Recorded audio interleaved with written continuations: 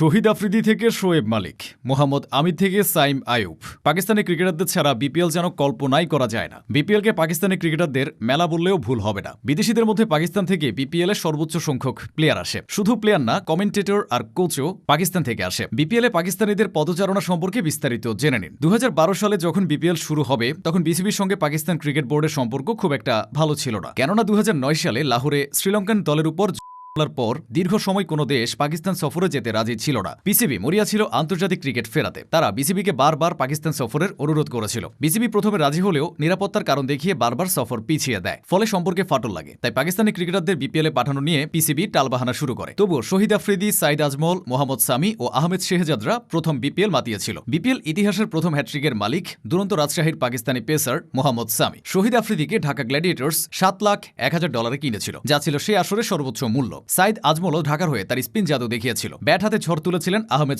শেহজাদকে তখন কোহলির সঙ্গে তুলনা করা হতো। ঢাকা সেবার চ্যাম্পিয়ন হয়েছিল। 2013 সালেও পিসিবি প্লেয়ার পাঠানো নিয়ে ব্যাপক নাটক তৈরি করে। আজহার মাহমুদ খেলতে পেরেছিলেন, কেননা তার ব্রিটিশ পাসপোর্ট ছিল। গত আসরের হিরো মোহাম্মদ সামি মাত্র একটি ম্যাচ খেলার সুযোগ পান। আফ্রিদি, মিসবাহ ও শোয়েব মালিকরা কোনো ম্যাচ খেলতে পারেনি। সেবার চিটাগাং কিংসের কোচ ছিলেন পাকিস্তানের ওয়াকার ইউনুস। 2014 সালে কোনো বিপিএল হয়নি। 2015 বিপিএল এর সবচেয়ে বড় চমক ছিল মোহাম্মদ আমির। নিষেধাজ্ঞা থেকে বিপিএলই তার ফেরার মন ছিল। সে আসরের সেরা প্লেয়ার ছিল কুমিল্লা ভিক্টোরিয়ান্সের আশার জাইদি। পাকিস্তানি এই ক্রিকেটারের নাম খুব কম মানুষই শুনেছে, অথচ আশার জাইদি সেবার প্লেয়ার অব দ্য টুর্নামেন্ট হন। কুমিল্লার হয়ে আহমেদ শেহজাদ আর শোয়েব মালিকও দারুণ করেছিলেন। আফ্রিদি ছিলেন সিলেটে, মিসবাহ ও ওয়াহাব রিয়াদ ছিলেন রংপুরে। 2016 বিপিএল এ খুলনার হয়ে চমক দেখান পাকিস্তানি পেসার জুনায়েদ খান। আফ্রিদি চলে আসেন রংপুরে। শোয়েব মালিকের ঠিকানা হয় চিটাগাং। 2017 বিপিএল এর অন্যতম সেরা আকর্ষণ ছিল বাবর আজম। সেঞ্চুরি করাটা তখন বাবরের অভ্যাস ছিল। সে বিপিএল এ বাবর রংপুরের হয়ে মাত্র 5টি ম্যাচ খেলার সুযোগ পেয়েছিলেন, তবে বলার মতো কিছুই করতে পারেনি। 2017 বিপিএল এ ঢাকায় যোগ দেন শহীদ আফ্রিদি ও মোহাম্মদ আমির। শোয়েব মালিক ও হাসান আলী ছিল কুমিল্লার ডেরায়। আবু জুনায়েদ খান খুলনাতেই ছিলেন। 2018-19 বিপিএল এ কুমিল্লা ভিক্টোরিয়ান্সে পাকিস্তানি ক্রিকেটারদের মেলা বসে। শহীদ আফ্রিদি, শোয়েব মালিক ও ওয়াহাব রিয়াজ তারা যার যার জায়গা থেকে কুমিল্লাকে চ্যাম্পিয়ন হতে